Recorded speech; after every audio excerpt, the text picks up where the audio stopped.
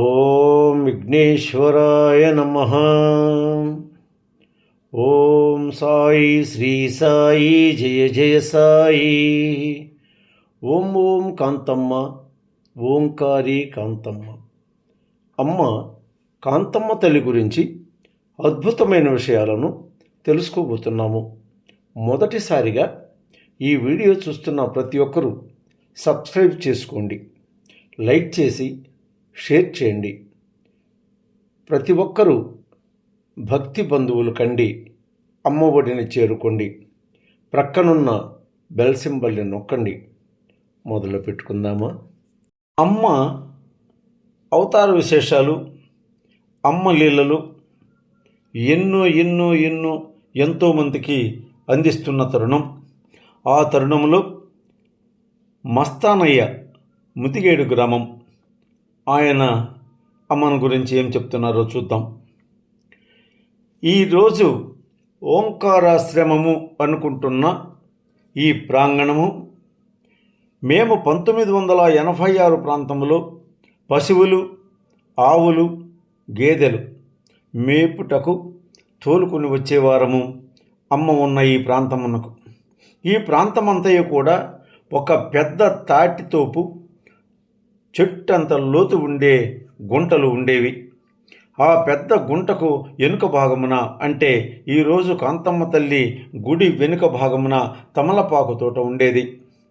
ఆ తోటను కాంతమ్మ తల్లి పసుపు తోట అని పిలిచేవారు. ఇప్పుడు కాంతమ్మ తల్లి గుడి కమిటీలోనున్న సుబ్బయ్య, మస్తానయ్య, పెంచిలయ్య, రత్నయ్య, రమణయ్య, మేమంతా గొలగమూడి వెంకయ్యస్వామి దగ్గరనున్న ఒక పెద్ద మట్టి బావిని పెద్దదిగా తవ్వి బొంతరాయి రివిట్మెంట్ చేశాము. ఆ రోజులలో ఆ బావి పనిచేసే సమయంలో ఈ అమ్మను నేను గొలగమూడిలో చూశాను. అమ్మ అప్పుడు చేస్తున్న పనులను చూసి చిల్లర పనులు చేస్తుంది, ఈమె పిచ్చామే అనుకున్నాము. అప్పటికి నాకు ఇంకా పెళ్లి కాలేదు. ఆ బాయి పూర్తి చేసి వచ్చిన తరువాత నాకు వివాహం అయినది. నాకు 2 కొడుకులు.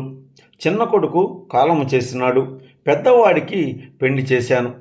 వాడి కుటుంబము అమ్మ దయ వలన బాగానే ఉంది. నాకు పెళ్ళైన 3 సంవత్సరములకే నా భార్య కాలం చేసినది. పిల్లవాడు చిన్నవాడు కనుక మరలా ముదిగేడులో పెళ్లి చేసుకున్నాను నేను. పెండ్లి అయిన 3 నెలలకు నా 2వ భార్య కామిర్లు వచ్చి మేము కనుక్కోక ఆమె కూడా కాలం చేసినది. తరువాత నాకు ఆరోగ్యము బాగలేక 4 సంవత్సరములు చాలా ఇబ్బంది పడినాను. ఇంతలో గొలగమూడిలోనున్న కాంతమ్మ తల్లి డేగపూడికి వచ్చి ఈ చుట్టుప్రక్కల గ్రామాలలో తిరుగుతున్నారు. నాకు ఎంతమంది డాక్టర్లకు చూపించినా నా జబ్బు నయము కాలేదు. చలి, జ్వరము, కడుపు నొప్పి తగ్గలేదు. అప్పుడు అందరూ నన్ను గొలగమూడికి పోయి వెంకయ్యస్వామి దర్శనం చేసుకోమని సలహా ఇచ్చారు. నేను నా మనసులో కూడా స్వామి దర్శనమునకు పోదామని ఆలోచిస్తున్నాను. అలా అనుకున్న రోజు రాత్రి నాకు నడిజాములో ఒక ముసలాయన, ఒక ముసలామె నా కలలోకి వచ్చారు. వారు ఇద్దరు నాకు, అంటే మేము పొదలకూరుకు తూర్పుగా పోతుంటాము, మా వెనుకనే మా వెంటరా నాయనానని నా కలలో పలికేరు. కొద్ది దూరము వారి వెనుకనే బయలుదేరినాను. కొంత దూరము పోయిన తరువాత వారు ఇరువురు నాకు కనిపించకుండా వెళ్ళారు. నాకు మెలకువ వచ్చింది. నేను ఉదయముననే లేచి గొలగమూడికి పోదామునని బయలుదేరినాను. కానీ నా వల్లు నాకు స్వాధీనములో లేదు. నడువలేకపోతున్నాను. అలసట, ఆయాసము, నీరసము నన్ను ముందుకు పోనీయడం లేదు. ఇక నేను నడువలేనని నేలపై పరిగాడుతూ ముదిగేడు నుండి ఇనుకుర్తికి వచ్చినాను.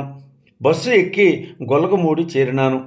నేను గొలగమూడికి పోయి గొలుసులు పట్టుకుని తొట్లలోని నీటితో స్నానం చేసినాను.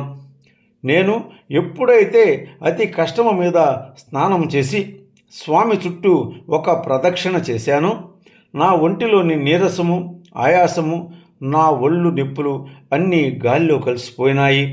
13 రోజులు గొలగమూడిలో ఉన్నాను. 14వ రోజు ముదిగేడుకు మా ఇంటికి వచ్చాను. ఆ వచ్చిన రాత్రి నుండి మరలా చలి, జ్వరము, కడుపు నొప్పి మొదలైనాయి. మరలా నిద్రలేచి గొలగమూడికి బయలుదేరినాను. కానీ ఈసారి నన్ను గూర్చి స్వామివారు ఏమీ పట్టించుకోలేదు. 4 రోజులు గొలగమూడిలో నిద్ర చేసిన నాకు ఆరోగ్యము మెరుగుపడలేదు, ఇబ్బంది పెడుతున్నది. చేయునది లేక మరలా ముదిగేడు వెళ్ళిపోదామని ఆలోచిస్తూ గురవయ్య స్వామి వేసిన తులసి కోట దగ్గర పడుకొని ఆలోచిస్తున్నాను. అలా ఆలోచిస్తూ నిద్రలోనికి జారిపోయాను.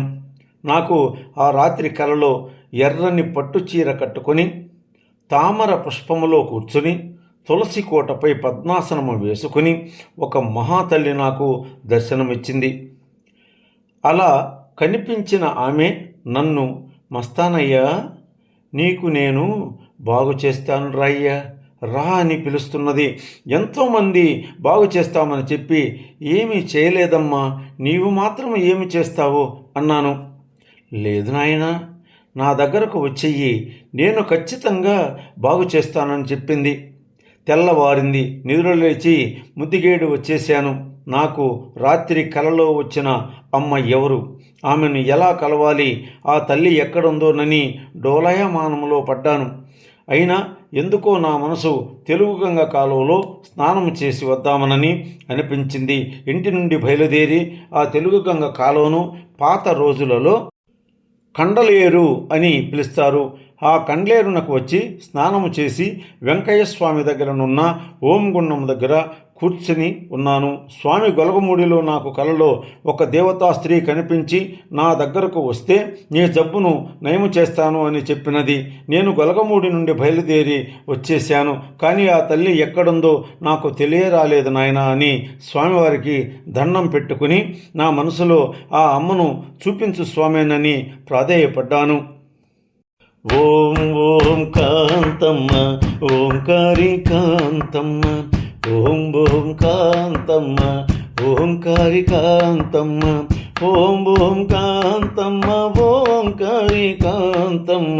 నేను మీ విజయభాస్కరుడను. మర్చిపోరు కదూ.